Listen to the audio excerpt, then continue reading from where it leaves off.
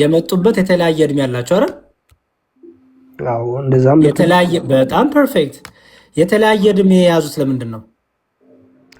ስለ እኮ አሁን የተለያየ እድሜ ኢትዮጵያም የገቡበት በአንድ አመት አይደለም ሁሉም የገቡበት የራሳቸው ነው ትራዲሽን ይዞ ነው። ስለማን ነው የምታወራው?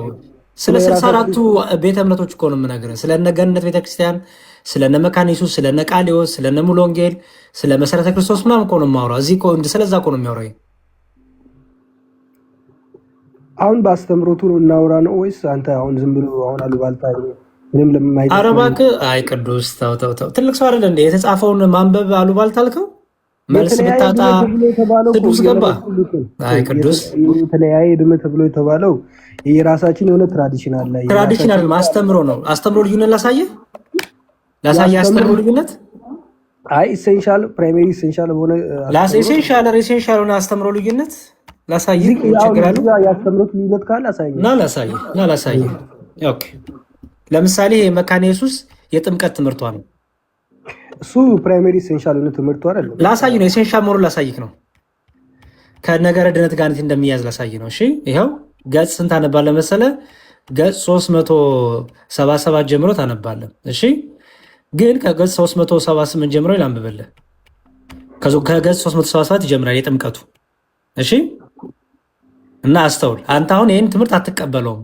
ኢሴንሻል ትምህርታቸው ነው። ላሳይም እንደሚል ምን ይላል? ቁጥር 6 ላይ ያው በመጀመሪያ ጥምቀት በሰዎች የተሰራ ወይም የተላለፈ ነገር ሳይሆን ከመለኮታዊ ምንጭ መሆኑን ማንም እንዳይጠራጠር።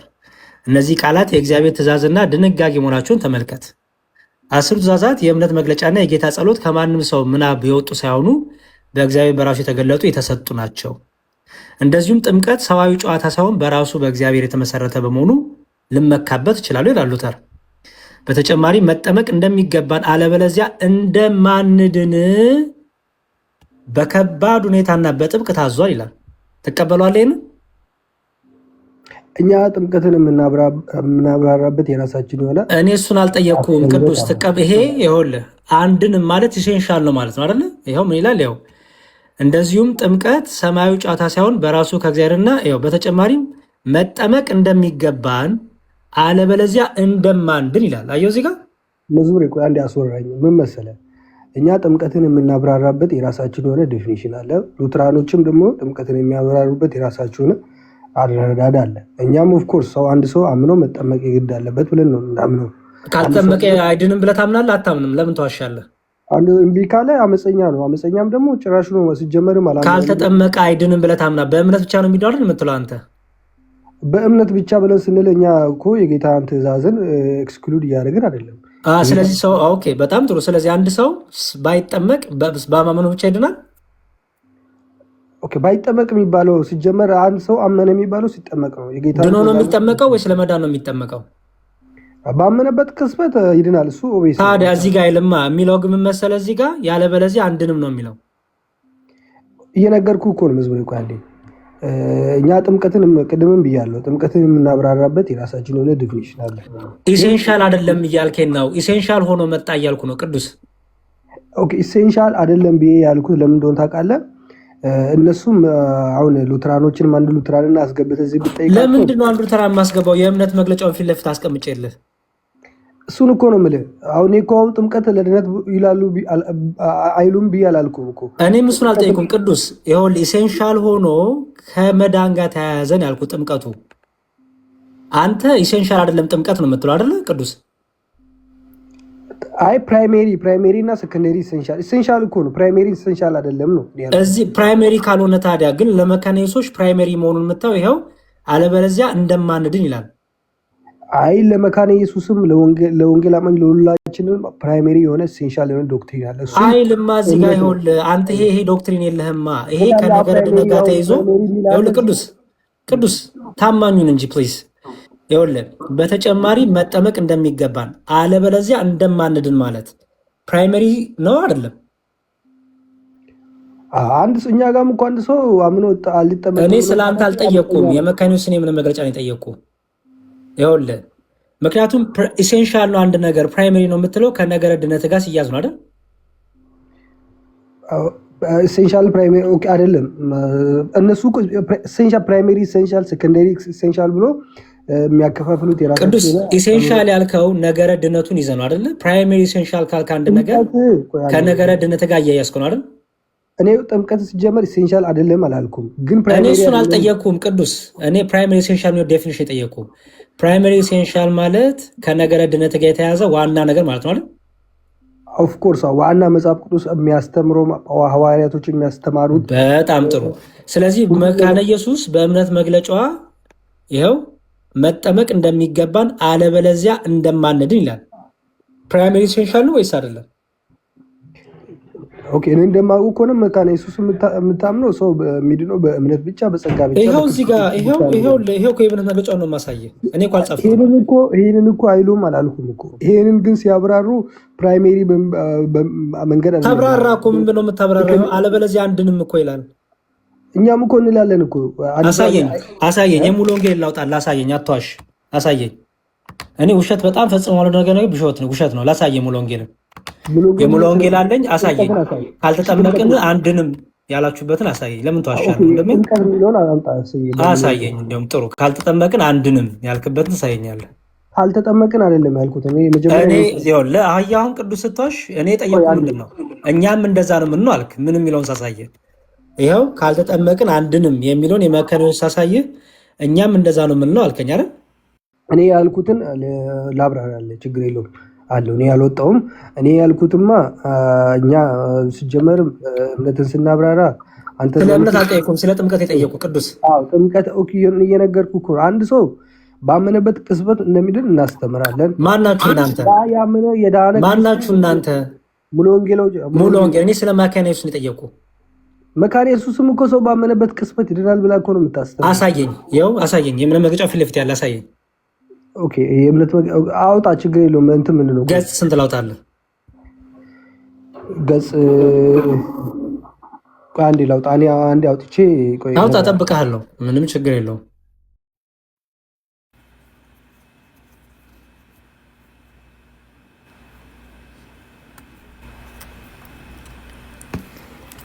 የእምነት መግለጫቸውን ፊት ለፊት እያነበብኩልህ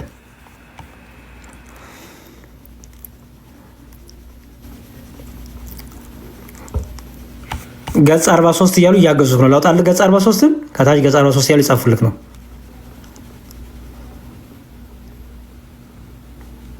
ራሱ ይንገረኝ በቃ። አዎ ገጽ ዝግ ነው። ፕሮቴስታንት ከሆናችሁ አንድ ቁጥር ጽፋችሁ መግባት። ፕሮቴስታንት የሆነ ሰው ብቻ ነው የማስገባው፣ ሌላ ኦርቶዶክስ አላስገባም።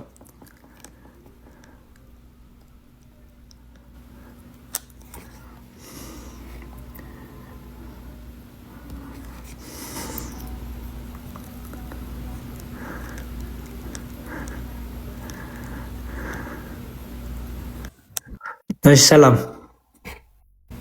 ሰላም መዝሙር ያድ ምናልባት ኦርቶዶክስ ነህ ወይስ? አይ እኔ ወንጌል አማኝ ነኝ። ከየት ቤተ እምነት ነህ? ርዕሱን አይችልም። ሙሉ ወንጌል ነህ። ጥሩ። ሙሉ ወንጌል የጥምቀት ትምህርቷን እና የመካነ ኢየሱስ የጥምቀት ትምህርት አንድ አይነት ነው?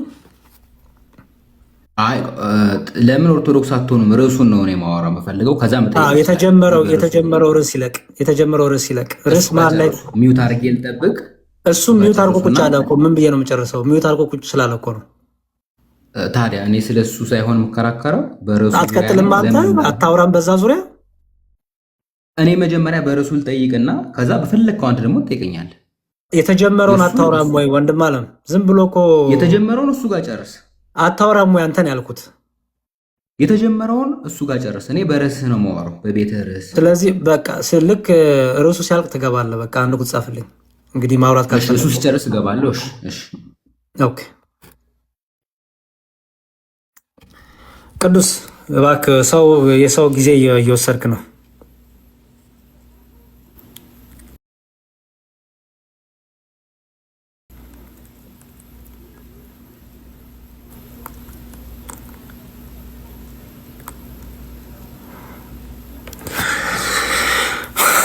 በቅዱስ ያወጣው የትኛው ነው? ቡክ ኦፍ ኮንኮርድ ነው ወይስ? ቡክ ኦፍ ኮንኮርድ ነው። መጽሐፈ ስምምነት ይኸው ያወጣል ወደ ላይ። ያው ኦኬ ወደ ላይ ሂድ እስቲ። ሄድኩ እንትኑ ሄድኩ የት ጋር ሂድ? መውጫ እስቲ ቆይ ምዕራፍ 4 ላይ ያለውን እስቲ ቆይ። የምን ምዕራፍ 4? ኦኬ ቆይ እስቲ መጽሐፍ ስምምነትን አንብበው ታውቃለህ? የኦግስበርግ የእምነት መግለጫ አንቀጽ 4 ላይ እስቲ ያለውን እስቲ ቆይ ለማንቱ ስለ መጽደቅ የጻፈችው አለ። ቆይ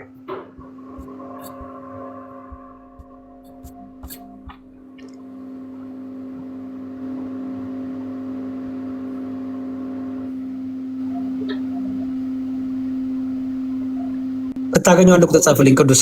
እሺ ኦኬ አንቀጽ 4 ላይ አንድ ቁጥር ጻፍልኝ ስታገኘው ፕሊዝ። በጣም ጊዜን እየወሰድክብኝ ነው እና የቅድሙ ወንድማችን ግባውን ስታገኘው ከነገጹ ስታገኘው ሬዲዮ ነግባ። እሺ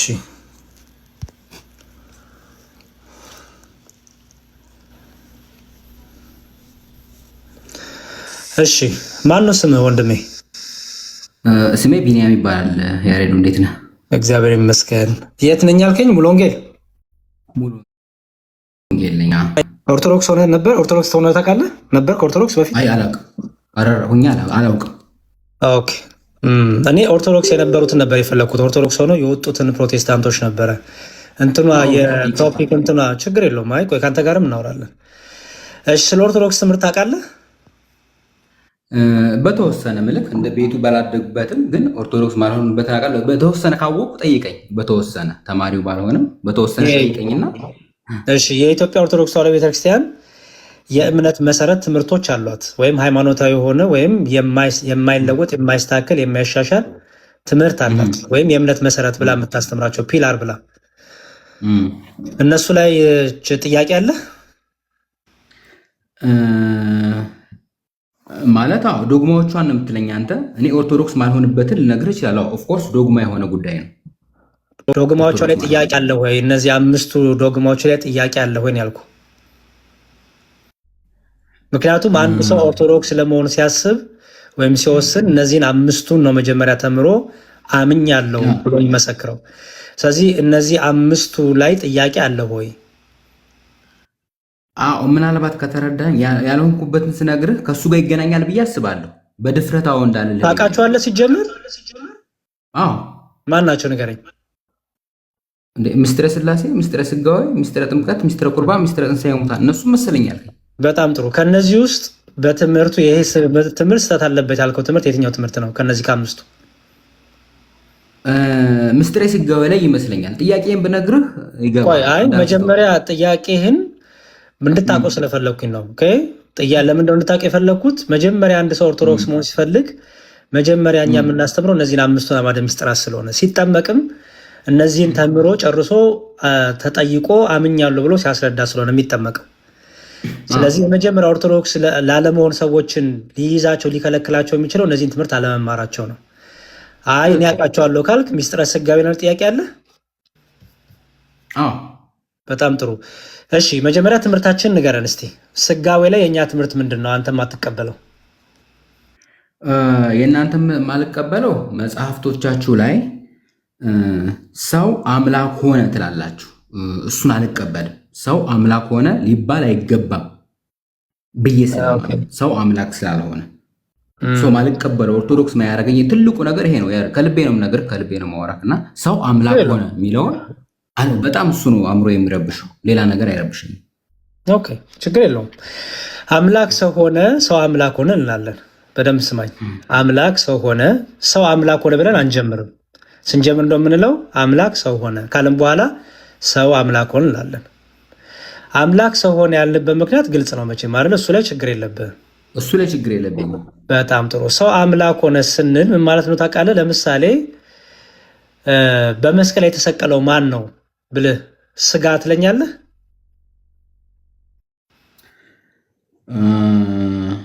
በመስቀል የተሰቀለው ማን ነው? ኦፍኮርስ መለኮት አልተሰቀለም። ኦፍኮርስ የተሰቀለው ማን ነው በመስቀል ላይ? እኔ ጠየቅኩህ። አሁን በመስቀል የተሰቀለው ማን ነው ያልኩህ? ስግው ቃል። ለምን ስግው? ለምን ስጋ አትልም? ለምን ስጉ ቃል ትላለህ?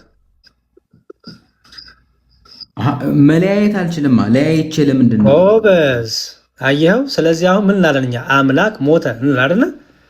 አይደል? አምላክ ሞተ። አሁን አንተ ክርስቲያን ከሆንክ አምላኬ ሞተ ስትል እኮ አታፍርም አይደል? ለምሳሌ ሙስሊሞች እንዴት አምላክ ይሞታ ይላሉ። አምላክ እኮ ይሞት አይደለም ይላሉ አይደል? እኛ ግን አምላክ ሞተ ስንል አንፈራም አይደል? አምላክ ሞተ ብለን የተናገረው ለምንድን ነው? የስጋን ባህሪ የስጋን አካል ገንዘቡ ስላደረገ ለስጋ የሚነገረው ለአምላክ ተነገረ፣ ለአምላክ የሚነገረው ለስጋ ተነገረ። ለምሳሌ የክርስቶስ ደም ከኃጢአት ሁሉ ያነጻናል አይደል? ትክክል። ደም ኃጢአት ያነጻል በባህሪው ደም መሆኑ አይደለም። የኔ ደም የማንም ደም አያነጻም። በጣም ጥሩ። የክርስቶስ ደም ስትላውን ደም ስትል ለብቻው ስናየው የሰው ነው አይደለ? የሰው ባህሪ ነው አይደል? ግን ለመለኮት ለእግዚአብሔር ልጅ ለሆነው ለክርስቶስ ለራሱ ለአምላክ ደም ተብሎ ተነገረለታል። ትክክል። ያ ደም ደግሞ ምን ተባለ? ኃጢአትን ይቅር የሚል ነው ተባለ አይደል? ኃጢአት ይቅር ባይ ነው ተባለ ደሙ አይደል? ደም እኮ ኃጢአት ይቅር ባይ ተብሎ አይነገርለትም አይደል? እንደ ኖርማል ካለ ትርጓሜ ካየኸው ይቅር አያስብልም። ዝም ብሎ ደም መተርጎም ግዴታክ ነው። ምክንያቱም እኛ ክርስቲያኖች ነን። መጽሐፍ ቅዱስን ዝም ብሎ መጽሐፍ ለምሳሌ እግዚአብሔር ተጸጸተ ተብሏል፣ መተርጎም አለብን። በጣም ጥሩ። ስለዚህ ሰው አምላክ ሆነ ስል ማለት ነው እያስረዳውክ ነው እስካሁን። ይኸውልህ ሰው አምላክ ሆነ ስል ምን ያልመሰለ ለቃል ለስጋ የሚነገረው ለመለኮት ተነገረ፣ ለመለኮት የሚነገረው ለስጋ ተነገረ፣ ለአምላክ የሚነገረው ለስጋ ተነገረ፣ ለስጋ የሚነገረው ለአምላክ ተነገረ እያልን ነው። ለምሳሌ እዚህ ቆላሲያስ ላይ እንዲህ ይላል። ቆላሲያስ 2:9 ላይ አሁን እኔ ጥቅስ እየሰጠሁ አንተ ደግሞ የምትቃወምበትን ታሳየኛለህ። የምትቃወምበትን ጥቅሶች ዝም ብሎ ሎጂክ ሳይሆን የምታወራኝ ጥቅስ ከመጽሐፍ ቅዱስ። ቆላሲያስ 2:9 እንዲህ ይላል፣ እንደ ክርስቶስ ትምህርት ሳይሆን እንደ ሰው ወገንና እንደ ዓለማዊ እንደ መጀመሪያው ትምህርት ባለ በፍልስፍና በከንቱ መታለል ማንም እንዳይማረካችሁ ተጠብቋል። በኋላ በእርሱ የመለኮት ሙላት ሁሉ በሰውነት ተገልጦ ይኖራልና ይላል። እርሱ የተባለው ማን ነው? እዚህ ጋር በእርሱ የመለኮት ሙላት ሁሉ በሰውነት ተገልጦ ይኖራል። በክርስቶስ ኢየሱስ ሰውነት የተባለው የማን ሰውነት ነው? የክርስቶስ ኢየሱስ የክርስቶስ ሰውነት በምላት ምን አለው ይላል? በሙሉ በምን አለው? በምላት የመለኮት ሙላት አለው። የመለኮት ሙላት። ስለዚህ የመለኮት ሙላት በሰውነት ተገልጦ ይኖራል ሲባል ማለት ነው። የመለኮት ሙላት በሰውነት ተገልጦ ይኖራል ሲባል መለኮት ሰውኛ ባህሪን ገንዘብ አድርጎ እንደተወለደ ነው የሚያሳየው። በጣም ጥሩ። ኢየሱስ ክርስቶስ ሰው ብቻ ነው አይደለም? ኢየሱስ ክርስቶስ አምላክ ብቻ ነው በምድር ላይ ሳለው ከስጋ ከለበሰ ከተዋሃደ በኋላ አይደለም። ፍጹም ሰው ፍጹም አምላክ ታለ አይደለ? ፍጹም ሰው ፍጹም አምላክ። አስተውል። ፍጹም ሰው ፍጹም አምላክ። ፍጹም ሰው ፍጹም አምላክ ያልክበት ምክንያት ለምንድን ነው? አምላክ የሰውን ባህሪና ገንዘብ ምን ስላደረገ? የሰውን ባህሪና የሰውን አካልና ስጋ ምን ስላደረገ? የራሱ ስላደረገ አይደል? ስለዚህ የመለኮት ሙላት ሁሉ በሰውነት ተገልጦ ይኖራል። ክርስቶስ መለኮት ነው አይደለ? ስለዚህ ያ የተዋህዶ ስጋም ከመለኮት ጋር አንድ ስለሆነ ለሰውነት የሚነገረው ለመለኮት ይነገራል፣ ለመለኮት የሚነገረው ለሰውነት ይነገራል። ለምሳሌ ደግሞ ልጨምርን ሌላ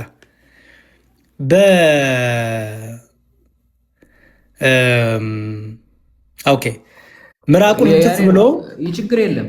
አንዴ ስማኝ፣ አንዴ ትምህርቱን ላስረዳህ። ምራቁን እንትፍ ብሎ ያን አይነ ስውር አይኑን አበራ አይደለ? እሺ፣ ምራቅ የምን ባህሪ ነው? ምራቅ ሰውኛ ባህሪ ነው፣ የሰው ባህሪ ነው። ምራቅ ለብቻ ያድናል? በጭራሽ አያድንም። አያድንም። ግን ምራቅ አዳነ ተባለለት አይደል? አዳነ ተባለ። ግን ይሄ ትርጉም ስለዚህ ይኸውልህ እግዚአብሔር ሰው ሆነ፣ አምላክ ሰው ሆነ፣ ሰው አምላክ ሆነ ስንል እኔና አንተ አምላክ ሆን እያልን አይደለም። አንድም አከበረው እያልን ነው። በይዘወይ ስጋን አከበረው፣ ያ የተዋህደውን ስጋ አከበረው፣ ያን የተዋህደውን ስጋ የመለኮት ገንዘቡ አደረገው እያልን ነው። ሰው አምላክ ሆነ ስንል አስተውል። እንጂ እኔ እናንተ አምላክ ሆንን እያልን አይደለም። አንድም ደግሞ መሰለ አዳምና ሔዋን ትዝ ይል እንደሆነ ምንነት ፈልገው ነው ዕፀ በለስ የበሉት? እሱ ላይ ችግር የለብኝም እኮ ያሬዱ። ምንነት ፈልገው ነው? መልስልኝ። ትምህርታችን እየነገርኩ ነው ያለሁት ነው። አምላክነትን ፈልገው መለኮትነትን ፈልገው። ኦኬ በጣም ጥሩ። ኢየሱስ ክርስቶስ ሁለተኛው አዳም ይባላል አይደለ? ትክክል። ሁለተኛው አዳም ይባላል። ስለዚህ ሁለተኛው አዳም ይባላል።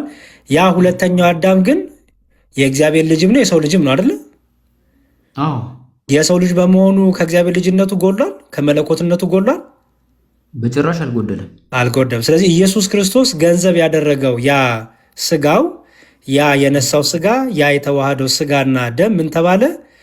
የመለኮት ሙላት በዛ ስላለ ፈዋሽ ተባለ፣ አዳኝ ተባለ። በቁስሉ ተፈወሳችሁ ተባለ። ቁስል እኮ አይፈውስም። ይፈውሳል እንዴ? አይፈውስም አይደል? የክርስቶስ ቁስል ግን ፈዋሽ ተባለ። ደሙ ግን ይቅር ባይ ነው ተባለ። ስለዚህ አምላክ ሰው ሆነ፣ ሰው አምላክ ሆነ ስንል ያ የተዋሃደውን ገንዘብ አካሉ ያደረገውን የራሱ ያደረገውን ገንዘብ ያ ቃል ስጋ ሲሆን ቃል ገንዘብ ያደረገው ስጋ የቃልን ባህሪ የቃልን አካል ገንዘቡ አደረገ። ስለዚህ ለቃል የሚነገረው ለስጋ ይነገራል፣ ለስጋ የሚነገረው ለቃል ይነገራል። ምክንያቱም ከቃል ስጋ ከሆነ በኋላ ሁለትነት ስለሌለ ኦኬ። ይሄ ስጋ ይሄ መለኮት፣ ይሄ መለኮት ይሄ ስጋ ያክ ስለማትከፋፍል ማለት ነው። ያሬዱ ጥያቄ ላብራራል። ስታብራራ ግን መቋሚያን ከመጽሐፍ ቅዱስ ጥቅስ ስጠኝ። ልክ እንደኔ ዝም ብሎ ሎጂክ ሳይሆን ስጠኛውን ጥቅስ ስጠኝ። አይ ቆይ መጽሐፍ ቅዱስ ውስጥ መጀመሪያ እኔ አሁን ሎጂክ አላበራራው። መጽሐፍ ቅዱስ ሰጠው። ምን ጥቅስ ነው የፈለግከው? አሁን ሳላወራ ምን አይባልም ያልክበትን ለምሳሌ እኮ ልንገርካ። አትንገረኝ። ጥቅስ ስጠኝ። በዚህ ምክንያት አይባልም በለኝ። ዮሐንስ 1:14 ኧረ አባቴ ስማኝ እንጂ። አይ ዝም ብለህ እኔ እዛ አልሰማህም። ሚዲያ ላይ ከብሶ ጋር ስለምንተዋወቅ ዮሐንስ ዝም ብዬ አልሰማህም። ዮሐንስ 1:14 አነብልሃለሁ። አይዞህ ችግር የለውም። እሺ ቃልም ስጋ ሆነ። ልቀጥል። በቃ ቃል ስጋ ሆነ ይላል። ስጋ ቃል ሆነ የሚል የለም። እናንተ ግን ሰው አምላክ ሆነ ትላላችሁ። ቃልም ስጋ ሆነ ማለት ነው። ቃል ስጋ ሆነ ማለት ቃል የማይታይ የማይደሰሰው። አንዳንድ ላይ ብትሄድ መጀመሪያ ቃል ነበር፣ ቃል በእግዚአብሔር ዘንድ እሱም ቃል ስጋ ሆነ ማለት ነው ያልኩህ እኮ። እያብራራሁልህ እኮ ሰውዬ መስማት አትችልም እንዴ? ምንድን ነው? ኦኬ በጣም ሪስፔክትፉል ሆኜ ነው የማወራ። በጣም ሪስፔክትፉል ሆነ አውራኝ። ግዴታ የለብኝም እኮ አንተን መስማት አይዘው ወይ በጣም አንተንም ግዴታ የለብኝም። ካልፈለግህ ታዲያ ለምን አትወጣም? የሀገር መከታ ከሌለህ ማወጣልሃለሁ። መስማት ካልቻልክ ዝም ብለህ በጉን ችግር የለውም ውጣ። ችግር የለውም በጉን እንደ አህያ እየጫንክ ንደው። ካለ እውቀት ይሄ እንደደርስ ንደው። በቃ ደህና ደር በል ደህና ደር። እሺ በጣም ጥሩ። ኑሮ ውድ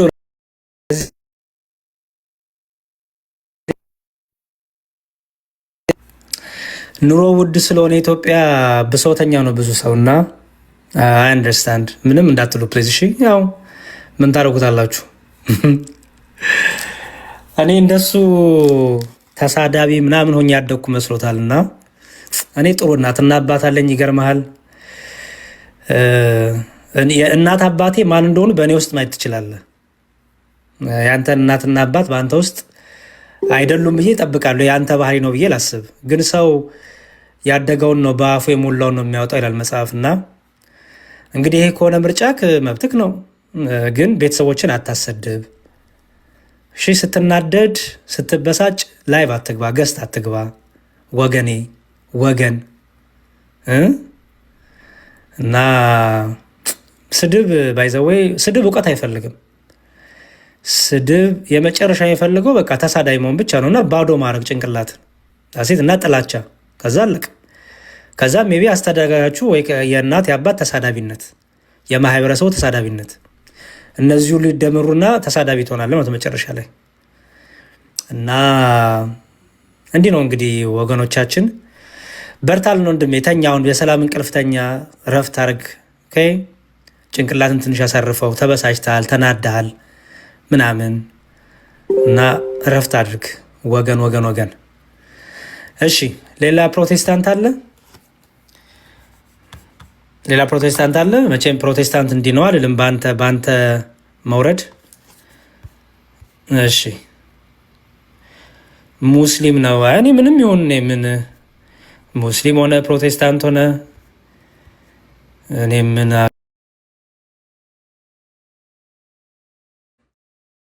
የሆነ ነገር ውድ ሆነበታል ወይ በኑሮ በህይወቱ ደስተኛ አይደለ ይሆናል። እና መረዳት አለብን ወገናችንን፣ የሀገር መከታን የሀገር መከታ። እሺ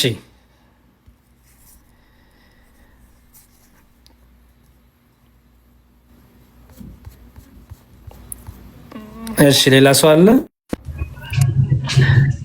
አንዴ ዮማን ሚዩት አድርግልኝ። እሺ ወንድሜ የሀገር መከታ አረፍት አድርግ። ፒጃማን ልበስ፣ ፒጃማን ቀይር፣ ተኛ።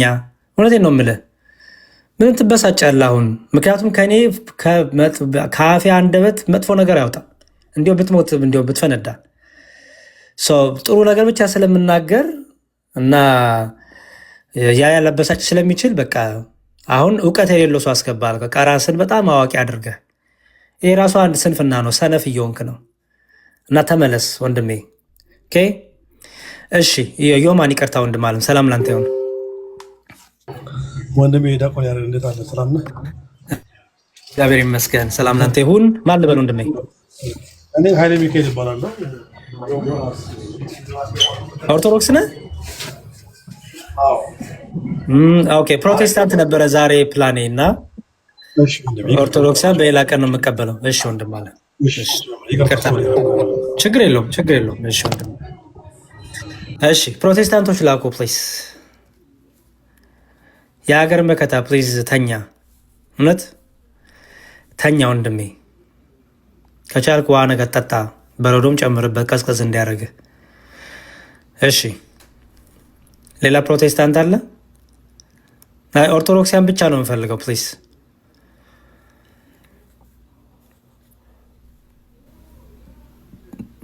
አይ ብሎክ አታርጉት እሺ ፕሊዝ፣ ብሎክ አታርጉት። ይሁን ችግር የለውም።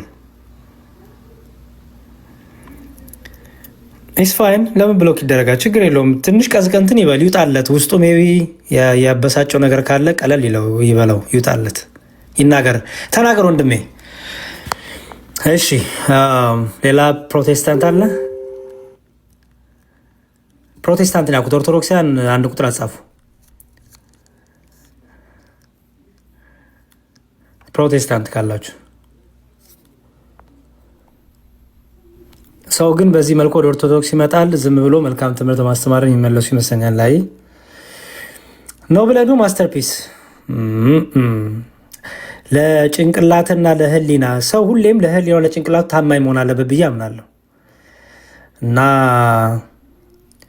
የወንድምህ ጉድፍ ሳይታይ የእኔ ጉድፍ መታየቱ በጣም ይገርማል። ግን ያው መብትክ ነው፣ ምርጫክ ነው። ኤኒዌይስ ሰው ኦርቶዶክስ የሚሆነው በሹሩሩ አይደለም። ባይዘወይ ሰው ኦርቶዶክስ የሚሆነው በቸኮሌት፣ በከረሜላ፣ በሩዝ፣ በስንዴ አይደለም፣ በልብስ አይደለም። ሰው ኦርቶዶክስ የሚሆነው በትምህርት ነው። ኦኬ ትምህርት ነው። ስለዚህ ትምህርት ይነገራል፣ ይነገራችኋል፣ ይነገርሻል፣ ይነገረኛል። ትምህርቱ ከገባኝ ከተቀበልኩ እንቀበላለን እንጂ ይሄ አቀፉኝ፣ ዘሉኝ፣ እንኮኮ አድርጉኝ ምናምን እሱ አያስኬድም። እኛ ጋር እንደዚህ በመሸቃቀል በመሸዋወድ በቃ በማንቆለባበስ ወንጌል አንሰብክም። እንዲያው መልክህ እኮ አንተን የመሰለ ጡንቸኛ ሲክስ ፓክ ያለው ሰው እኮ እንዲያው ምን አንልም እኛ። እኔ አንልም፣ ብሞት አልልም። ትክክለኛውን ነገር ፊት ለፊት ያለውን ነገር እናገራለሁ። ይሄ ትምህርት ይሄ ነው እላለሁ ማለት ነው። አልቀበልም ካልክ መብትክ ወንድሜ እህቴ። ለምን ትበሳጫለህ? በተረፈ ይሄ ኦርቶዶክሲያን ገንዘብ እየሰጠን እያጨረበርን ምናምን ይሄ ድራማ እንሰራም። ያው እንደምታውቁት እሺ የሀገር መከታ ይጻፍ። እሺ ታውት ፕሊዝ አትመልሱለት። ሀሳባችሁን ሊሰርቅ ፈልጎ ነው ይጻፍ። ዝም ብሎ ይሳቅ፣ ይደሰት፣ ኢንጆይ ያድርግ ታይሙን። አትመልሱለት ፕሊዝ። እሺ ለወንድማችን በቃ መልሳለሁ ካላችሁ መልካም ነገር መልሱለት። ግን አሁን ገና ከውስጡ ያለውን ነገር እያወጣው ስለሆነ ይሳቅ፣ ተውት። ይጻፍ፣ ይሳቅ። መስደብን ከፈለገ ይሳደብ፣ መሳም ከፈለገ ይሳቅ። እንደ ሰው እኮ ብዙ የሚናደድ ይበሳጫል እና በሳቅ ይወጣለታል፣ በኢሞጂ ይወጣለታል። እና ያንንም እድል መስጠት አለብን። ብሎክም አናረገውም፣ ሚዩትም አናረገውም። ወንድሜ የፈለግከውን ጻፍ፣ ደስ ይበል። ይሄ የወንድም ቤት ነው። ፏበል። እሺ ሌላ ፕሮቴስታንት አለ?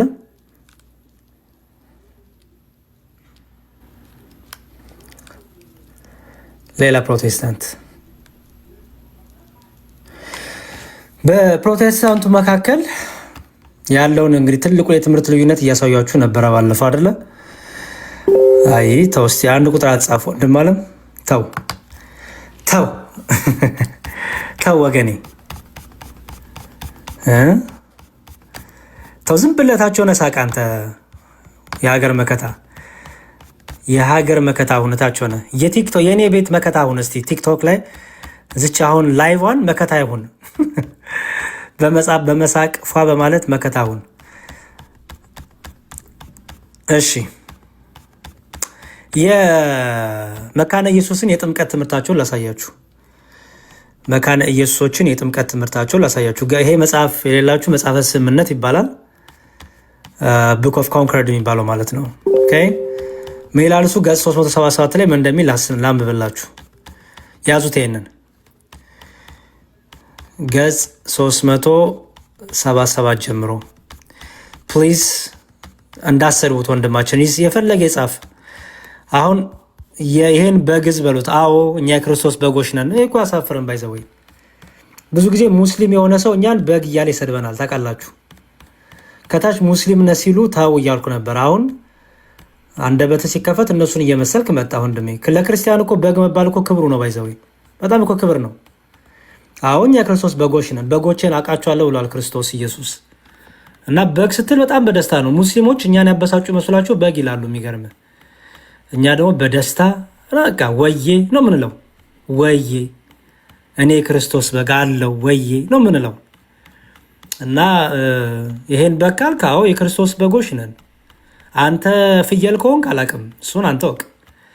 እኔም ብጠይቄ ግን አዎ በግ ነኝ፣ የክርስቶስ በግ ነኝ ብዬ እመልስልሃለሁ ወንድም አለም። እና በግ ስድብ መስሎ ከሆነ ተቸገርክ በእውነት። በማቴዎስ ወንጌል ምዕራፍ 24 እና 25 ስናነብ ጻድቃን ቅዱሳን በበግ ተመስለዋል። እና እናንተን በግ እያላችሁ ነው፣ ቅዱሳን እያላችሁ ነው ማለት ነው፣ ጻድቃን እያላችሁ ነው ማለት ነው ወገናችን። እና ስድብ ሳይሆን ወንድሜ እየመረከን ነው። እና ብዙ ጊዜ ሙስሊሞች ናቸው ይህን የሚጠቀሙት ብዬ ነግሬሃለሁ። እና ሙስሊም ከሆንክ እንዳታስፎግር ራስን ሳታስፎግር። እሺ ስለ ጥምቀት ይላል። የጥምቀትን ላሳያችሁ እና አንብቦ እስቲ ገጽ 377 ላይ ያለ ነው። እሺ ስለ ጥምቀት ይልና እንዲህ ይላል። ስለ ጥምቀት ምን ይላል? ይሁት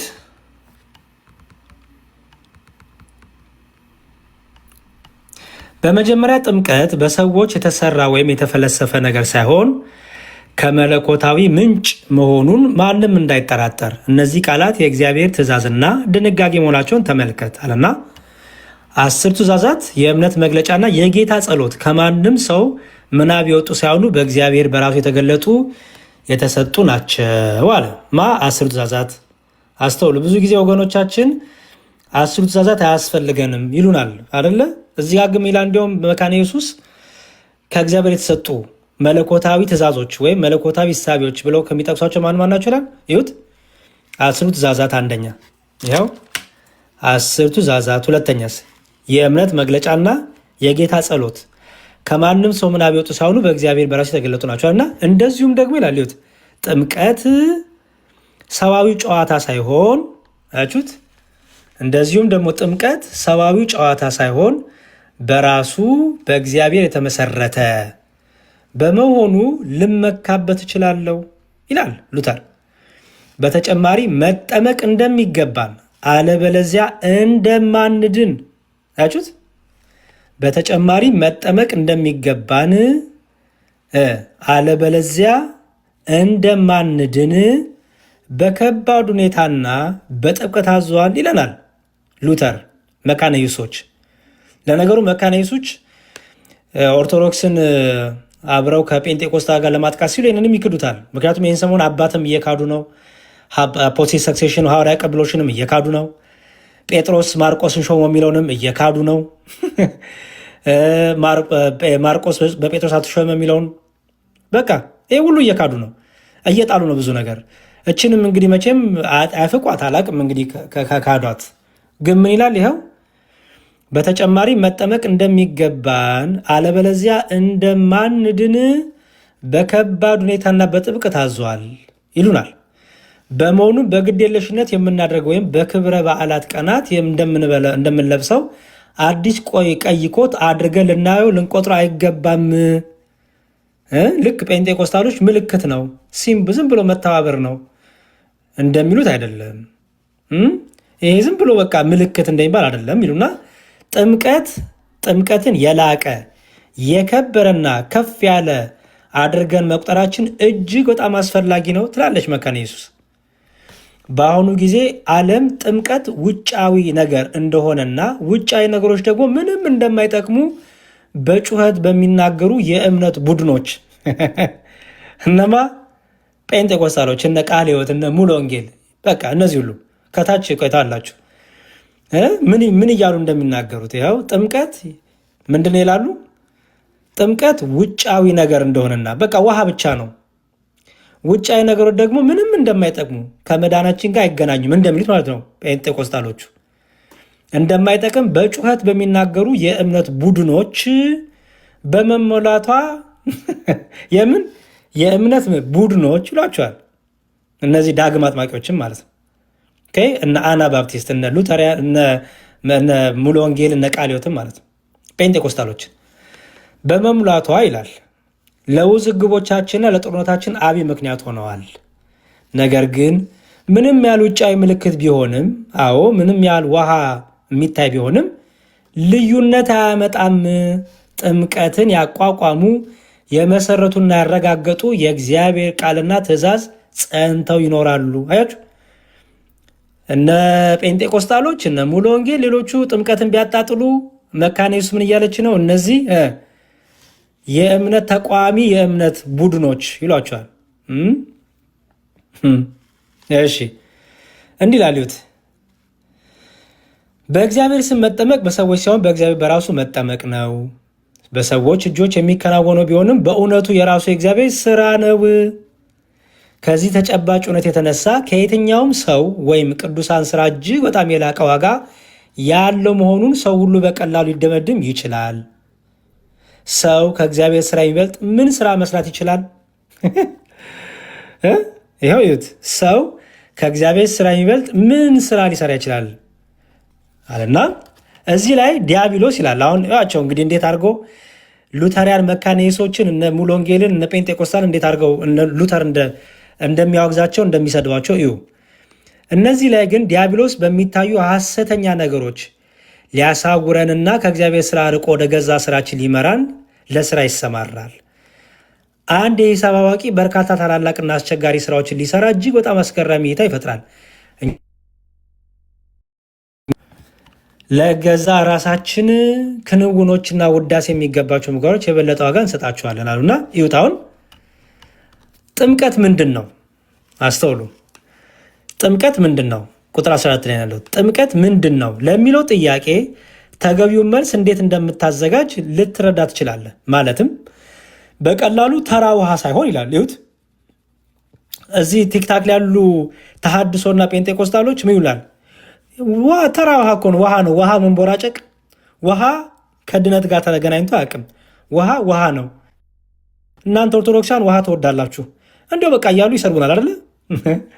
እኛ ምን አደከመን? ይኸው በጌታ ናት የእኛ ናት የምትሏት መካነ ኢየሱስ ሉተሪያን እንዲህ ብለው እናንተን ይነግሩልናል፣ ይሰርቡልናል።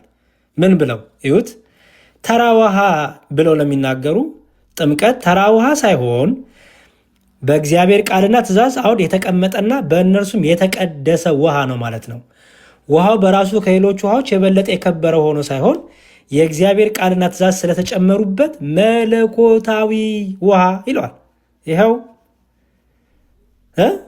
ምን አይነት ውሃ ይለዋል? መለኮታዊ ውሃ። ጴንጤቆስጣሎችስ ውሃ ብቻ ነው ይሉናል። ሉተሪያንስ መለኮታዊ ነው ይላል። ሁለቱን ምንድን ነው የሚያስማማቸው? ገድልና ድርሳን። ገድልና ድርሳን ዞር ሲልስ ይኸው አንዱ ምን ይላል? ያወግዛል። ኦኬ እንቀጥል። እነዚህ ጥምቀትን የሚቃወሙትን ምን ብላ ሉተር ምን ብሎ እንደሚሰርባቸው እንደሚያወግዛቸው ላሳያችሁ። እንዲህ ይላል። እሺ እንዲህ ይላል ቁጥር 26 ላይ እዩት እዚህ ጋር እንደሚል እዚህ ላይ እንደገና በጥምቀት በቃላት ሊገለጽ የማይቻል ሀብት ስለምናገኝ እንዴት የከበረና አስፈላጊ ተደርጎ ሊታይ እንደሚገባ ታያላችሁ። ይህም ጥምቀት ቀላልና ተራ ውሃ ሳይሆን ተራ ውሃ ሊሆን እንደማይችል ያሳያል። ምክንያቱም ተራ ውሃ እንዴት አይነት ውጤት ሊኖረው ይችላል? አይችልም። ነገር ግን ቃሉ ያደርገዋል። ይህ ደግሞ እላይ እንዳልነው የእግዚአብሔር ስም እንዳለበት ያሳየናል። የእግዚአብሔር ስም ባለበት በዛ ሕይወትና ደህንነት ሊኖሩ ይገባል። አያችሁት? ስለዚህ ጥምቀት ምን ይሰጣል እያሉ ነው ሉተሪያን መካኒሶች? ሕይወትና ደህንነት ይሰጣል እያሉ ነው። በጣም ጥሩ። በመሆኑ ቅዱስ ጳውሎስ ቲቶ 3:5 ላይ ምን ብሎ ለአዲስ ልደት በሚሆን መታጠብ እንዲሆን ጥምቀት ኃይሉን የሚገኘው በቃሉ አማካኝነት ስለሆነ መለኮታዊ ነው፣ የተባረከ ነው፣ ፍሬያማና ጸጋን የተሞላ ውሃ ነው ይላሉ። እነማ? መካኒሶች ሉተሪያን። አሁን ካልካዱት እዚህ ላይ ያሉት ቲክቶክ ላይ ያሉት መካኒሶች። እንቀጥል። እሺ ታዲያ እነዚህ ጥምቀትን የሚቃወሙትን ሰዎች ምን ብሎ ሉተር እንደሚናገራቸው ላሳያችሁ። ምን ብሎ ነው የሚናገራቸው ሉተር? እነዚህ ጥምቀትን የሚቃወሙትን ሰዎች እነዚህ ምንድን ናቸው ነው ሉተር በተለይ የህፃናት ጥምቀትን የሚናገሩትን ቅዱስ ቁርባንን የሚናገሩትን ሰዎች ምን ብሎ ይናገራቸው መሰላችሁ? ላሳያችሁ። እሺ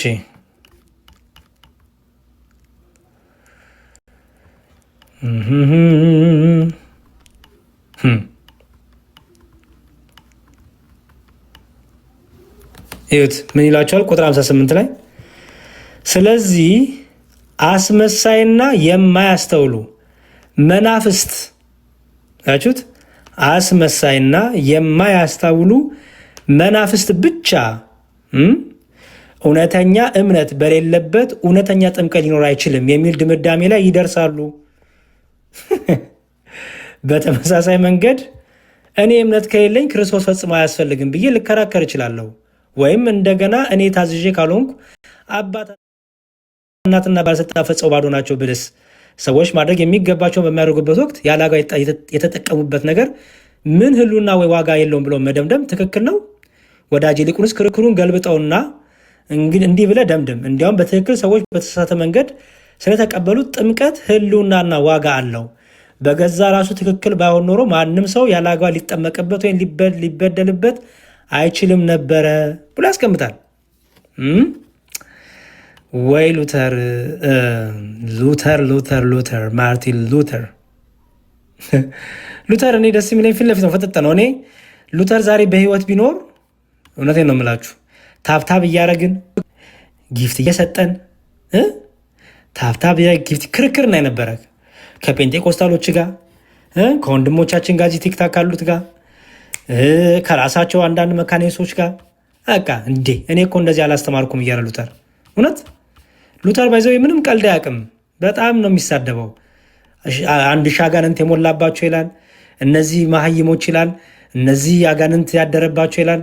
ጥምቀትና ቁርባን የሚቃወሙትም ማለት ነው።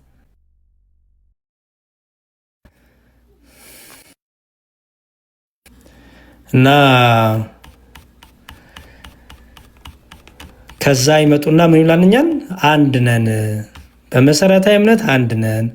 እኔ አንድ የሚያደርጋችሁ ልንገራችሁ፣ አንድ አድርጎ የያዛችሁ ትምህርት አይደለም። ትምህርትማ ይኸው ተለያይታችኋል። እንኳን በዚህ አይደለም በልሳን ጉዳይ እንኳን ትለያያላችሁ። በልሳን ጉዳይ እንኳን ትለያያላችሁ። ሙሉ ወንጌል የምትለው ሌላ ነው፣ ጴንጤቆስታሎች የሚሉት ሌላ ነው፣ ሉተሪያን የሚሉት ሌላ ነው። በልሳን ጉዳይ ኦኬ።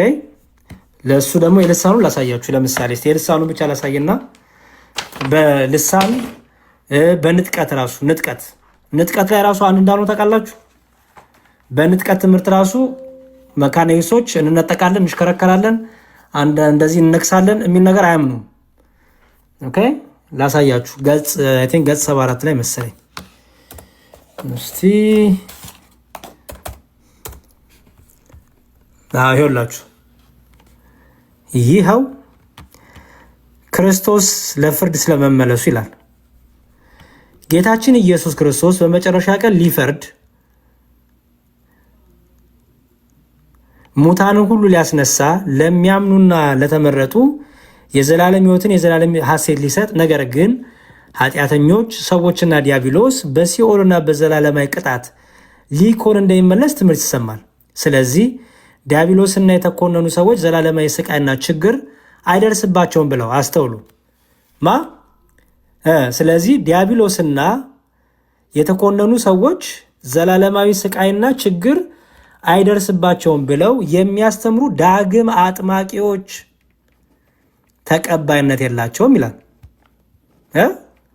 ዳግም አጥማቂዎች አናባፕቲስት በተመሳሳይ ሁኔታ ከሙታን ትንሣኤ በፊት ይሁት በተመሳሳይ ሁኔታ ከሙታን ትንሣኤ በፊት ቅዱሳንና ጻድቃን ብቻ ዓለማዊ መንግስትን ይወርሳሉ። ያችሁት በተመሳሳይ ሁኔታ ከሙታን ትንሣኤ በፊት ቅዱሳንና ጻድቃን ብቻ ዓለማዊ መንግስትን ይወርሳሉ።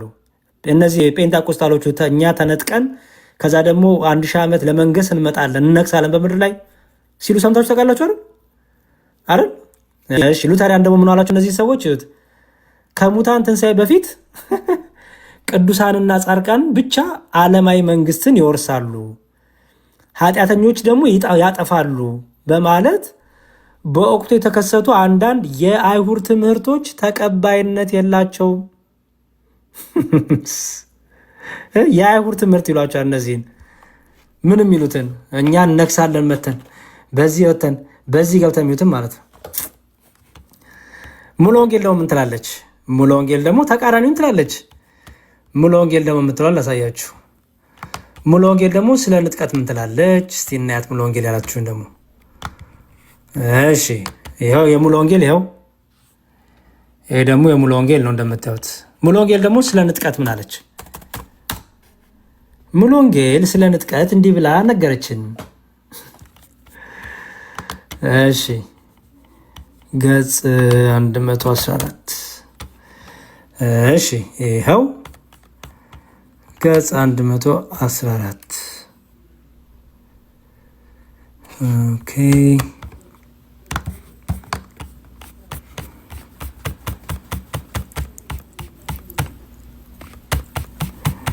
እሺ ገጽ 114 ላይ እንዲህ ይላል።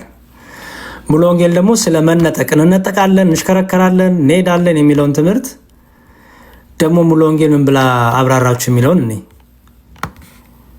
ገጽ 222 ላይ ይመስለኛል። እሺ እንዲህ ይላል 222 አይገስ ኦኬ ይኸው እሺ የቤተክርስቲያን መነጠቅ ይኸው ምን ትላለች? ስካቶሎጂ ላይ ሙሉ ወንጌል ምን ብላ ታስተምራለች ሰላችሁት? እሺ ክርስቶስ ለቅዱሳኑ በመጣበት ጊዜ ትላለች አማኞች በአየር ሊቀበሉት ወደ ሰማይ ይነጠቃሉ። ይህም አፈጻጸም ምጥቀት ወይም ንጥቀት ይባላል። ይህም ምጥቀት የተባለው ቃል በእንግሊዝኛ መጽሐፍ ቅዱሳኖች በመጽሐፍ ቅዱሳችን ውስጥ መነጠቅ ወይም መመንጠቅ የሚል ሀሳብ ስለሚሰጥ ቀጣ በላቲን ቋንቋ የተተረጎመውን ሀሳብ ይወስዳል። የመነጠቅ ትምህርት እውነት የአዲስ ኪዳን ቤተክርስቲያን የሚመለከት ስለነበረ በብሉይ ኪዳን ውስጥ ጨርሶ ያልተነሳ በመሆኑ ሚስጥሩ በብሉይ ኪዳን ዘመን ለነበሩት እስራኤልያን የተሰወረ ነው ይልና ይሁት ይህ መቼ ነው የሚፈጸመው ሲባል ይላል ሁላችንም በክርስቶስ የፍርድ ወንበር ልንገርጥ ይገባናል። ክርስቲያኖች በዚህ ወቅት ስለ ኃጢአታቸው አይፈረድባቸውም ይላል። ምክንያቱም በክርስቶስ ኢየሱስ ላሉት አሁን ኩነኔ ስለሌለባቸው ይላል። ይሁት አይ ሙሉ ወንጌል እኮ ምን ትላለች? ሁላችንም በክርስቶስ የፍርድ ወንበር ፊት ልንገለጥ ይገባናል የሚለውን የቅዱስ ጳውሎስን መልእክት ትይዝና ሙሉ ወንጌል ምን ትላለች? ክርስቲያኖች በፍርድ ቀን ዕለት ስለ ኃጢአታቸው አይፈረድባቸውም። ስለምናቸው? ስለ ኃጢአታቸው አይፈረድባቸውም። ምክንያቱስ በክርስቶስ ኢየሱስ ላሉት አሁን ኩነኔ ስለሌለባቸው ትላለች ሙሉ ወንጌል። በዚያን ጊዜ ግን አማኞች ለክርስቶስ ላደረጉት መስዋዕታዊ አገልግሎት ሽልማታቸውን ይቀበላሉ። አንዳንዶቹ ግን እነማ ይሁት አንዳንዶቹ ግን ስራቸው በእሳት ስለሚቃጠል በሐዘን ይመለከቱታል። እኛ ስንቃጠል እነ ሙሉ ወንጌል ያውናል ማለት ነው በሐዘን። ዋይ ዋይ ዋይ ዋይ እንዴት ነው ነገሩ? እቻውን ገድል ላይ ተጽፋ ብትሆን ቢያንስ አንድ 6 ወር የቤት ኪራይን እዘጋለሁ። እናም በድጋሚ ሁላችንም በክርስቶስ የፍርድ ወንበር ፊት ልንገለጥ ይገባናል። የፍርድ ወንበር ነው የሚለው አስተውሉ። የፍርድ ወንበር ማለት ሽልማት ማለት ነው። የፍርድ ወንበር ማለት ፍርድ አይደል እንዴ? የፍርድ ወንበር ተብሎ ሽልማት አለ እንዴ? ከዛ እንዴት ትዊስት እንዳደረጉት ይሁት። ሁላችንም በክርስቶስ የፍርድ ወንበር ፍርድ ከሆነ ፍርድ ነው ወይ ዘላለም ሞት ነው ወይ ዘላለም ሕይወት ነው። ከዛስ ክርስቲያኖች በዚህን ወቅት ስለ ኃጢአታቸው አይፈረድባቸውም። ምክንያቱም ይህ የፍርድ ወንበር የፍርድ ወንበር አይደለም ያው ነው ሙሉ ወንጌሎች። ይህ የፍርድ ወንበር ሲባል ፍርድ ማለት አይደለም። ይልቁንም ምንድነው አሉ? ያው በዚያን ጊዜ አማኞች ለክርስቶስ ያደረጉት መስዋዕታዊ አገልግሎት ሽልማት። የፍርድ ወንበርና ሽልማት አንድ አደረጋችሁት ወገኖች። ከዛም ይላል አንዳንዶች ግን ስራቸው በእሳት ስለሚቃጠል በሐዘን ይመለከታሉ። አስተውሉ። ለሌሎቹ በእሳት ይቃጠላሉ። በጣም እኮ የሚገርም የፍርድ ወንበር ተብሎ የፍርድ ወንበር ማለት እንግዲህ በፍርድ ወንበር እንገለጣለን ሲባል የፍርድ ቀን ነው። መቼም ጌታ ወንበር እንጨት ወንበር ወይ የሆነ ወንበር ላይ ተቀመጠ ማለት አይደለም። የፍርድ ቀን ማለት ነው። የፍርድ ቀለት የፍርድ ቀን ማለት ወደ ዘላለም እሳትና ወደ ዘላለም እረፍት፣ ወደ ዘላለም ሞት፣ ወደ ዘላለም ሕይወት። እሺ እነዚህ ክፉ የሰሩት ወደ ዘላለም እሳት ሄዳሉ ይላሉ። እነሱስ አይ እኛ በኃጢአታችን አይፈረድብንም ሽልማቱ የምንሸለመው ይላሉ። እርስ በርስ የተምታታ ሐሳብ። አይ እሺ ክርስቶስ ይላል ክርስቶስ ዳግመኛ ተገልጦ ፍርድ በሚሰጥበት ጊዜ ገና ጥቂት ክርስቲያኖች በሕይወት የሚኖሩ ከሆነ በሕይወት ላይ የሚደረግ ሌላ ለውጥ ይኖራል ማለት ነው ይላል። ይሁት ክርስቶስ ሲገለጥ በሕይወት የሚኖሩ ከሆነ አንዳንድ ክርስቲያኖች በሕይወት ላይ የሚደረግ ሌላ ለውጥ ይኖራል ማለት ነው ይላሉ። እሺ ታላቁ መከራ ይላል የክርስቶስ ዳግም ምጽአት ይላል እንደምታነቡት።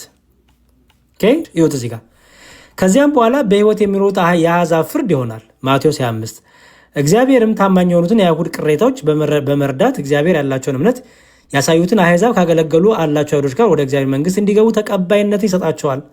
የቀሩት አሕዛብ ግን ወደ ዘላለም ጥፋት ይወሰዳሉ።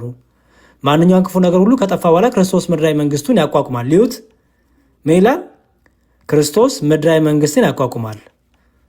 ጌታ ዳግመኛ የመምጣት ተስፋ ሁል ጊዜ ለእግዚአብሔር ሰዎች ታላቅ የደስታ ምንጭ ነው። የሰይጣንም የመጨረሻ ግብ የሚፈጸመው በዚሁ በክርስቶስ ዳግመኛ ምጽአት ነው። ፌዘኞች ግን ዘወትር በዚህ ሀሳብ ያላግጣሉና ማቴዎስ ወንጌል ምዕራፍ 25ን ይጠቅሳሉ፣ ሁለተኛ ጴጥሮስን ይጠቅሳሉ ማለት ነው። እሺ አሁን አስተውሉ። የሙሉ ወንጌል ትምህርት ምንድን ነው? ይኸው በሕይወት የሚኖሩት አሕዛብ ፍርድ ለፍርድ ይላሉ። እኛ ደግሞ እነግሳለን በምድር ላይ ይላሉ ማለት ነው። እኛ ደግሞ ይኸው በሺህ ዓመት መንግስት እነግሳለን ይላሉ ወገኖቻችን። ይኸው በሺህ ዓመት መንግስት ይላሉ። ይኸው የብሉይ ኪዳን ነቢያት ይልና ትንቢት ራእይ 24 ይጠቅሱና ይኸው ይሁት ክርስቶስ 1000 ዓመት ሲገዛ ታይቷል። ይህ ጊዜ 1000 ዓመት መንግስቱ ተብሎ ይጠራል። ይህም ቃል የተሰየመው በላቲን ቋንቋ በሁለት ቃላቶች ቅንብር ነው ይልና እነዚህ በ1000 ዓመት የሚነግሱት ከክርስቶስ ጋር እኛ ነን ይላሉ ማለት ነው። በጣም ጥሩ። መካነ ኢየሱስ ምን አለች? መካነ ኢየሱስ ደግሞ ምን ትላቸዋለች? ይሁት ከሙታን ትንሣኤ በፊት ቅዱሳንና ጻድቃን ብቻ ዓለማዊ መንግስትን ይወርሳሉ፣ ኃጢአተኞች ደግሞ ያጠፋሉ በማለት በወቅቱ የተከሰቱ አንዳንድ የአይሁድ ትምህርቶች ተቀባይነት የላቸውም ትላቸዋለች። ደግሞ የአይሁድ አስተሳሰብ የአይሁድ ትምህርትን ያላችሁ እንደዚህ የምታስሙ ትላቸዋለች። መካነ ኢየሱስ ማንን? እነዚህ እነ ሙሉ ወንጌልም ማለት ነው። ኢቭን ለሙሉ ወንጌል ለመካነ ኢየሱስ የ1000 ዓመት የሚለው ትርጉሙ ራሱ ብታዩ በጣም ነው የሚደንቃችሁ። ሌላ የራሱ ትርጉም ነው ያለው።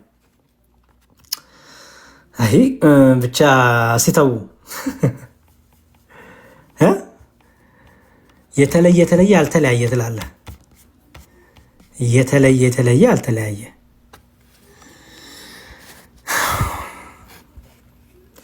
ከባድ ነው እንግዲህ ምን ታረጉታላችሁ?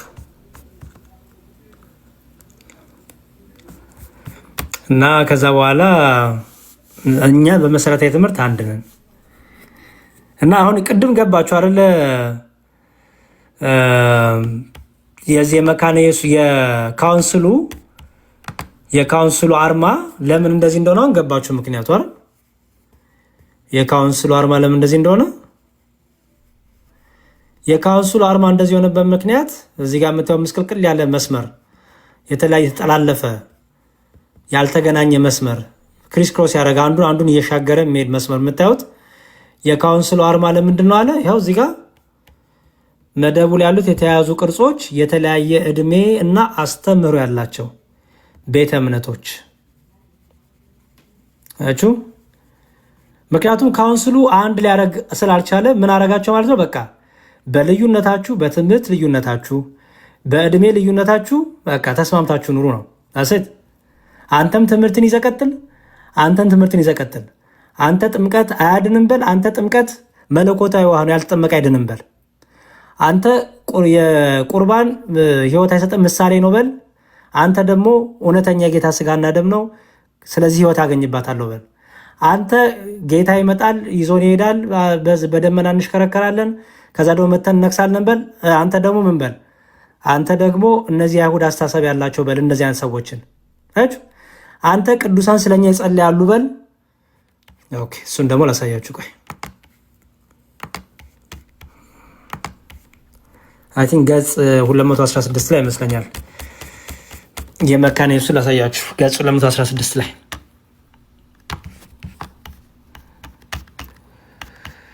ገጽ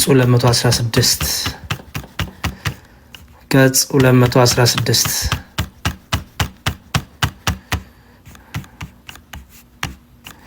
ስለዚህ ወደ የትኛው ጌታ ነው የምትጠሩ ነው? እኔ አሁን እምነቴን ልቀይር ብል አልቀይርም እንጂ አልልም እንጂ ወደ የትኛው ጌታ ነው የምትጠሩ? አንደኛው አይመጣም፣ አንደኛው ይመጣል። አንደኛው እንደዚህ ነው፣ አንደኛው እንደዚህ ነው። ወደ የትኛው? ምክንያቱም መጽሐፍ ቅዱስ የሚናገረው ክርስቲያኖችን አንድ አድርጎ የሚያገናኘው የጌታ ስጋ ነው። ከአንዱ ማዕድ ከአንዱ ጽዋ መካፈላቸው ነው። ከአንዱ ጽዋ ከአንዱ መጠጥ ካልተካፈልክ፣ ከስጋውና ከደሙ ካልተካፈልክ በህብረት ምን አንድ ያደርግሃል? ትምህርት ነው አንድ የሚያደርጋችሁ። ባይዘው ትምህርት አንድ ካላደረጋችሁ በጣም ነው የምትቸገሩት። ካውንስሉ አንድ ሊያደርጋችሁ አይችልም። ትምህርት ነው ልዩነቱ ወገኖች። እሺ እስቲ 190 አልበለው 192 ገጹ 216 ላይ እንዲህ ይላል። አዎ እሺ ገጹ 216 201 እሺ እስቲ ደግሞ ስለ ምልጃ ስለ ጸሎት እስቲ ደግሞ መካነ ኢየሱስ ያላቸውን ትምህርት አሳያችሁ። ምን ይላል? ቁጥር 4 ላይ የቅዱሳን ልመና ይላል። ያው ኦኬ የቅዱሳን ልመና አንቀጽ 21 ላይ የቅዱሳን ልመና ቆይ ትል በለኝ የቅዱሳን ልመና ይላል። ይታያችኋል? ይነበባል? ንገሩኝ ከተነበበላችሁ። ይነበብ ይሆን?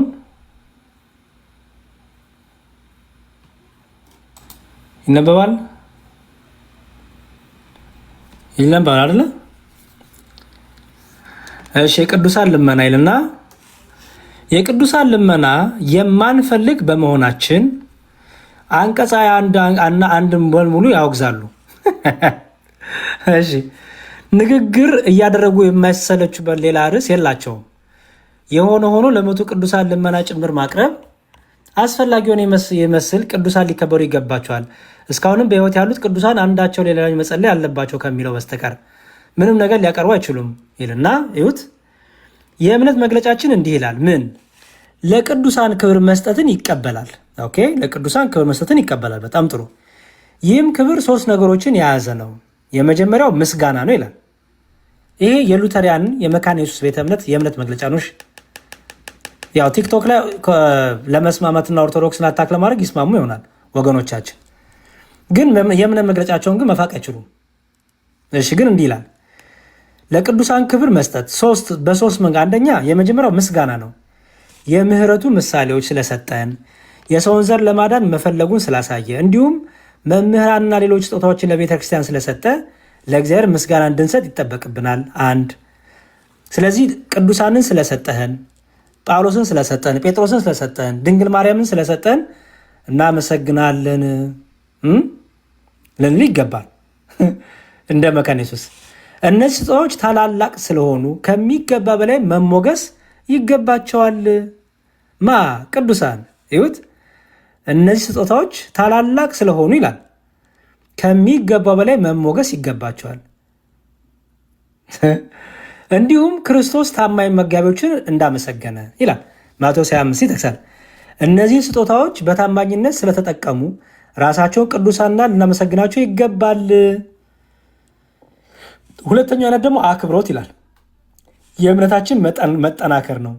ጴጥሮስ ከክደቱ በኋላ ይቅር መባሉን በምናይበት ጊዜ እኛም ደግሞ በእውነትም ጸጋ ከኃጢአት በላይ እጅግ ተተርፎ የሚበዛ መሆኑን ለማመን እንበረታለን። ሶስተኛው አክብሮት ደግሞ መምሰል ነው ይላል። ቅዱሳንን መምሰል። ኦኬ አሁን ይኸው አስተውሉ። ከዚህ ሌላ መላእክት እንደሚጸልዩልን እንቀበላለን። ይሄ የማን ትምህርት ነው? የሉተራን የመካነ ኢየሱስ።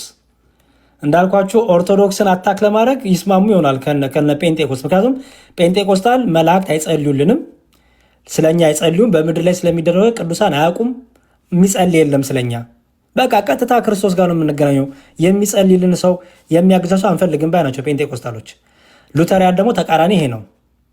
ግን እንዳልኳችሁ የኦርቶዶክስን አታክ ለማድረግ አንድ ይሆናሉ ማለት ነው። ችን በጓዳ ትያዝና ዋናው በቃ ኦርቶዶክስ አታክ ትደረግ ነው። ግን እኛ ደግሞ የእምነት መግለጫችሁን እናነባለን። ምን ይላል? ይኸው ከዚህ ሌላ መላእክት እንደሚጸልዩልን እንቀበላለን። ምክንያቱም መልአኩ በዘካርያስ 1:12 ላይ የሰራዊት ጌታ ሆይ ኢየሩሳሌምንና የማትምራቸው እስከ መቼ ነው እያለ የሚጸልይበት ምንባብ አለ ይላል። እንደ እውነቱ ቅዱሳንን በተመለከተ እነርሱ ሕያዋን ሳሉ ለጠቅላላው ቤተክርስቲያን እንደ ጸለዩ ሁሉ አስተውሉ። ምን እነርሱ ሕያዋን ሳሉ ለጠቅላላው ቤተክርስቲያን እንደ ጸለዩ ወይም በስጋ ሳሉ ማለት ነው ለቤተክርስቲያን እንደሚጸልዩ ለምዕመናን ማለት ነው እንደሚጸልዩ ሁሉ በሰማይም ይኸው በሰማይም ለቤተ ክርስቲያን በጥቅሉ ይጸልያሉ ብለን እንቀበላለን። ያችሁ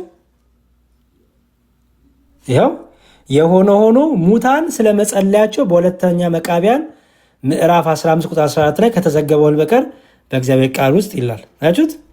ስለዚህ ይኸው ቅዱሳን መላእክት ምን ያደርጉናል? ይጸልዩልናል እያሉ ነው። ለቤተ ክርስቲያን ለምዕመናን ቅዱሳን መላእክት ይጸልዩልናል እያሉ ነው። ምንድነው የእነሱ ልዩነት? እኛ እነሱን አንጠይቅም፣ እኛ እነሱን አንለምንም፣ ኢንቮክ አናረጋቸውም እንጂ እነሱ ግን ስለኛ ይጸልያሉ ይላል። መልእክት ያስተላለፉ ና እስቲ ግባ መልእክት ያስተላልፋሉ። የትኛ እስቲ መልእክት ያስተላልፋሉ የሚል አሳየኝ ና እስቲ። አይ እንዲያው ታማኙ ነው። ኧረ ፕሊስ እውነት ጭንቅላት ወይ ጭንቅላት ተጠቀሚ እስቲ። አሁን መልእክት ያስተላልፉላል የሚላለ መልእክት ይጸልያሉ። እሱ ነው ኦኬ፣ መጸለያቸው ነው መልእክት። ኦኬ ኦኬ ኦኬ፣ እሺ እሱ ልቀበለ። ስለ አንተ መጸለያቸው ነው መልእክት ለእግዚአብሔር እያስተላለፈ እሱን ከሆነ ልቀበለ። አሪፍ ምክንያቱም ይኸው መላእክት እንደሚጸልዩልን እንቀበላለን። ስለዚህ መልእክት ማስተላለፍ ያልኩ ይህን ጸሎት ነው መልስልኝ። መግባት ካልፈለግ ወይ ካልፈለግሽ ይሄን ነው መልእክት ማስተላለፍ የምትለው ይሄን ነው። እንደሚጸልዩልን የሚለውን ነው መልእክት ማስተላለፍ ብለህ በኢትዮጵያ ቃላት ፕሊዝ ጻፍልኝ። ሜሪን ነው ምናምን የሚለው መላእክት እንደሚጸልዩልን እንቀበላለን። ይሄን ነው መልእክት ማስተላለፍ ያልከው? እንደሚጸልዩልን የሚለው ነው መልእክት ማስተላለፍ ያልከው? ፕሊዝ ጻፍልኛ። ኮመንት ላይ እየጠበቅኩ ነው። ቆምኩኝ እኮ ሳትጽፍልኝ ፕሊዝ።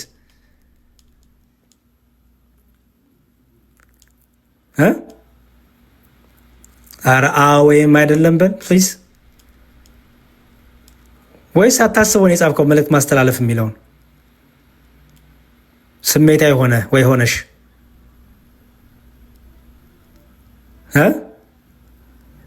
ስለዚህ ይሄ መልእክት ማስተላለፍ ነው። መላእክት እንደሚጸልዩልን ማለት መልእክት ማስተላለፍ ነው። አይ እኔ ህሊናክ እንደዛ ከነገረ ጥሩ ይሁን። እንግዲህ እንዳልኩ መልእክት ማስተላለፍ የሚለውን ስለኛ መጸለያቸው ለእግዚአብሔር መልእክት እያስተላልፍ ለእኛ እየጸልዩ ካልክ እሺ። ግን እኔ መጸለይ ስለኛ ይጸልያሉ የሚለው መልእክት ያስተላልፋሉ ብለህ ከእንትን ካልከው በጣም ጎበዝ ነህ፣ ጀግና ነህ በጣም። እንዴ ምን ያህል ለህሊና ታማኝ እንደሆንክ ነው ያየሁት። እሺ እና ይሄ እንግዲህ የመካነ ኢየሱስ የእምነት መግለጫ ነው። ሜሴንጀር ለማለት ነው። እሺ እስቲ ናግባ። እሺ ሰላም ሙራ፣ እንዴት አመሸ? እግዚአብሔር ይመስገን ሰላም ነው አለን። እኔ እኮ ቅድም እንትን አላልኩህም፣ አንተን አልኮነንኩህም። ኮመንት ሳረግ እንዴት እንትን አልከኝ ስላልክ ነው። አይቶ እሱን ያ ወንድም ያለውን አልሰማኸው? ኦኬ የአሁኑ ላይ ነው የምትለኝ? ኖ ያንተን ኮመንት የጻፍከው እኔ የምናገረውን ሰምተህ ነው አይደል?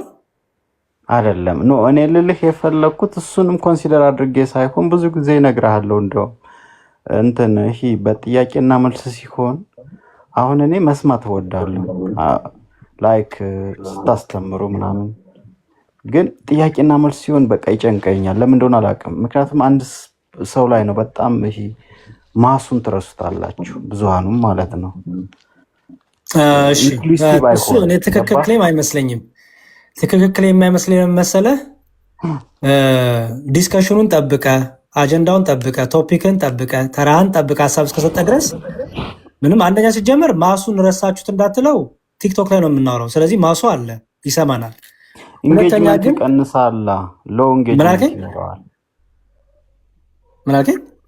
ኢንጌጅመንቱ ይሄ አይቀንስም። በደቂቃ እስካወራን ድረስ ለምንድን ነው ካዳመጥኩ ለምንድን ነው የሚቀንሰው? ለምሳሌ አሁን ገባ። እንደውም እንሞክረው። ምን ብለህ ጻፍ? ኮመንት ላይ መልእክት ማስተላለፍ ነው አልካር? እኔ አይደለም መላላክ ነው አልካር? ያው መላእክት ማለት ሜሴንጀር ነው የሚላቸው አክቹአሊ ነው። ይሄን የጠየቁ ማስተርፒስ መላእክት እንደሚጸልዩልን እንቀበላለን ማለት ነው። እኔ እኮ ኦርቶዶክስ ነኝ እኮ። ገባኝ። የጠየቅኩ ይሄንን ነው። እኔ ምንም እሱ አላውቅም። ኦርቶዶክስ ለመሆን አለመሆን እሱን የማውቀው ነገር የለም። ያው ትምህርት ነው ኦርቶዶክስ የሚያደርገውላችንም ብዬ ነው። እሺ እዚህ ጋር መላእክት ይጸልያሉ። መላእክት ይጸልያሉ ማለት ይላላካሉ ማለት ነው አይደለም?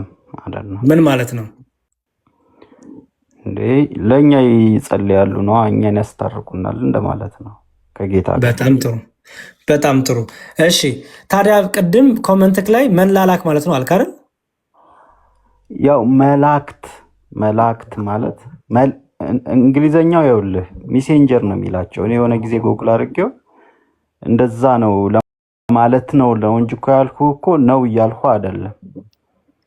ሜሴንጀር ይላቸዋል። ሜሴንጀር ኦፍ ጋድ ነው እኮ የሚላቸው አይደለ? ፓወር በነገራችን ላይ ከእግዚአብሔር እኮ አንድም ለመቅሰፍት አንድም ለበረከት ነው አይደል እንትን የሚሉት። ሞር የሚላኩት ግን ከእግዚአብሔር ነው። እኔ በእግዚአብሔር ፊት የምቆመው ቅዱስ ገብርኤል ነኝ ነው የሚለው። ስለዚህ መቆም ማለት ነው መቆም ገብርኤል እኔ የምቆመው ሲል በእግዚአብሔር ፊት የምቆመው ሲል ምን ማለት ምንም ማድረገው እያለ ነው። በእግዚአብሔር ፊት መቆም ማለት ነው። ያው ሄራርኪውን ስናየው ሄራርኪውን ስናየው ሞር የቀረበ ነው። እኔ ብዙ ጥልቀት እውቀቱ የለኝም። ጥቅስማ ከጠቀስክ የማይጠይቁሃልና ወዳጄ ጥቅስ እኮ ጠቀስከውን በእግዚአብሔር መቆም አልወደው። አሁን እዚህ ቃል ላይ ብቻውን ማላውቀውን ብቀባጥር ትክክል አይሆንም።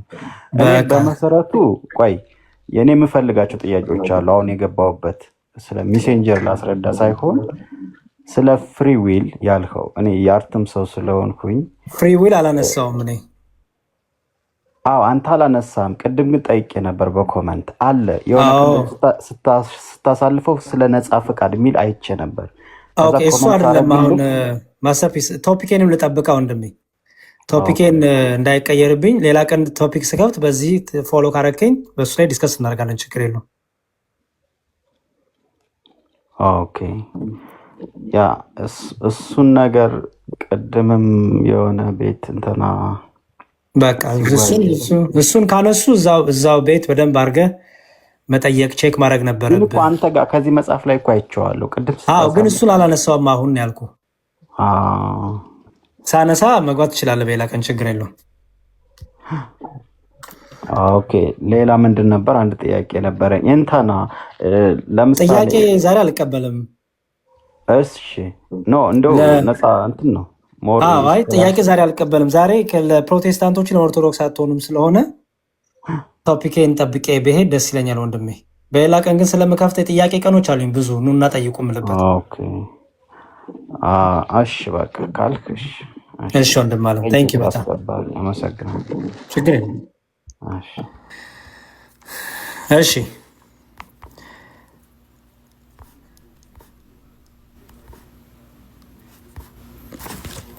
እሺ ሜሪን እየሳብኩ ነው።